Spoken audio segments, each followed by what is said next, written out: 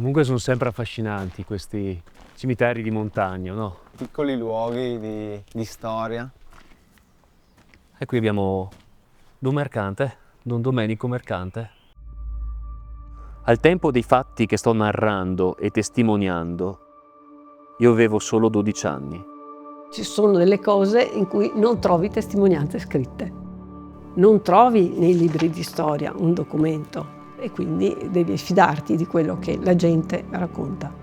Non c'è nessuno che lo dice dei testimoni che sono andati. Dichiaro d'essere passato col mio camion al bivio di Cerè e di aver chiaramente appreso il rifiuto da parte del soldato tedesco a uccidere detto sacerdote.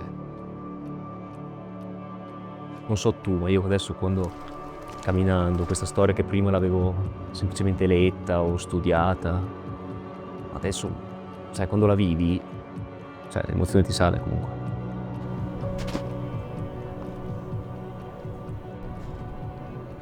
Che nome diamo a questo cammino?